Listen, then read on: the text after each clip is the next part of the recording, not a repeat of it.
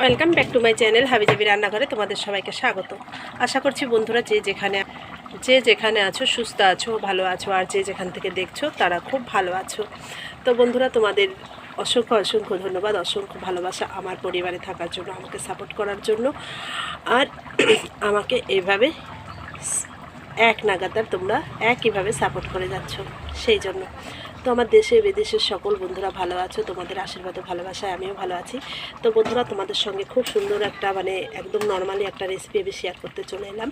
তো চলো বন্ধুরা, আমি এই রেসিপিটা কীভাবে শেয়ার করলাম সেটাই তোমাদের সঙ্গে কীভাবে তৈরি করলাম সেটাই তোমাদের সঙ্গে শেয়ার করতে এসেছি। তার আগে সবার কাছে আমার একটাই রিকোয়েস্ট থাকবে যে কেউ ভিডিওটাকে স্কিপ করে দেখো না, প্লিজ প্লিজ প্লিজ। আর যদি কেউ স্কিপ করতে চাও প্লিজ ভিডিওটা টাচ করো না।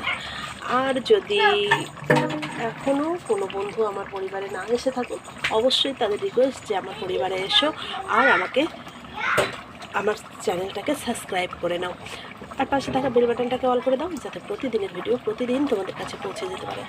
তো বন্ধুরা, তোমাদের আর বেশি সময় আমি নষ্ট করবো না, তোমাদের সুবিধার্থের জন্য আমি প্রচণ্ডই ছোট ভিডিও বানাই, আর তার মধ্যে যদি আবার স্কিপ করে দেখো তাহলে তো আর কোনো কথাই থাকে না। তো চলো বন্ধুরা, আমার কথা বাড়াবো না আর ভিডিও বড়ও বানাবো না। আমি এখন রেসিপিটাকে কীভাবে আমি রেডি করলাম সেটাই তোমাদের সঙ্গে শেয়ার করে নিই। চলো দেখে নেওয়া যাক। দেখো, কড়াইতে তেল দিয়ে দিয়েছি আর এটা নুন হলুদ মেখে নিয়েছি, এটা আমি ভেজে নেব।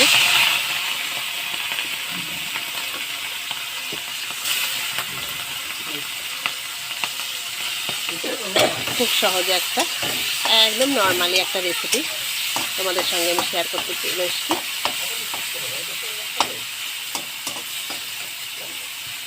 দেখো, আমি ভেজে নিই মাছটা। আর এইদিকে দেখো আমি কি কেটে নিয়েছি, এগুলো বলো।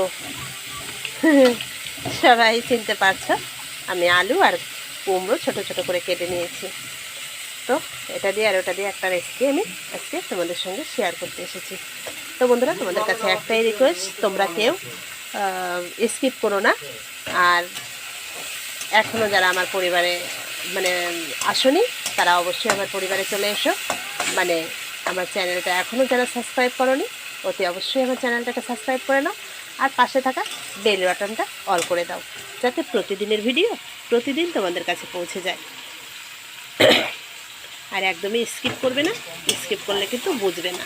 আমি কিন্তু রান্নাগুলো একদম সাধারণ করি, ঠিক আছে? এই সাধারণ রান্নাগুলো মানুষের ভেতর থেকে উঠেই গেছে। এখনকার মানুষ যত রিচ খাবে, রিচ হেনা তেনা দিয়ে সব খাবে, আর এই পেটের অসুখ, এই অসুখ সেই অসুখ। তো আমাদের কিন্তু যেসব রান্নাগুলো আমরা করে খাই, আমরা কিন্তু একদম সুস্থ, আমাদের কোনো পেটের প্রবলেমই থাকে না।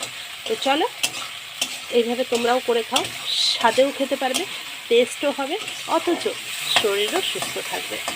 তো চলো, আমি মাছটা ভেজে নিচ্ছি, কিন্তু মাছটা আমি খুব বেশি ভাজবো না, হালকা ভাজবো।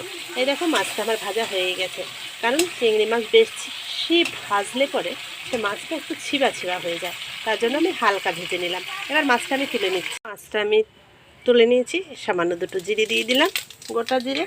এবার আমি এখানে দিয়ে দেবো এই কুমড়োগুলো।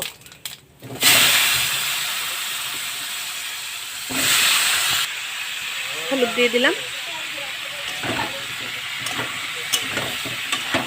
এবার আমি এগুলো একটু ভাজা ভাজা করে নেব। তো দেখো, আমি নুন দিয়ে দিয়েছি, দিয়ে আবার একটু ভেজে নিলাম।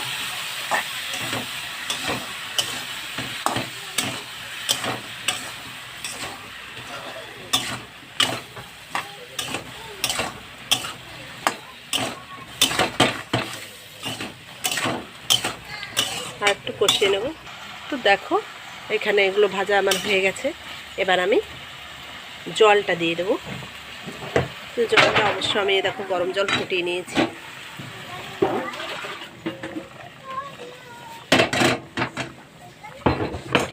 দেখো, এই মুহূর্তে আমি মাছগুলো দিয়ে দেবো, চিংড়ি মাছটা। এবার আমি চাপা দিয়ে দেবো। দেখো বন্ধুরা, আমি একটু কাঁচা লঙ্কা পেস্ট করে নিয়েছি, পেস্ট বলতে কি আদা ছাঁচা করে নিয়েছি। এবার এটাও দিয়ে দিলাম। তো দেখো বন্ধুরা, তরকারিটা আমার রেডি হয়ে গেছে। দেখতেই পাচ্ছ। এবার আমি নামিয়ে নিচ্ছি। নামানোর সময় আমি একটু হালকা জিরে গুঁড়ো দিয়ে দিলাম। এবার আমি নামিয়ে নিচ্ছি।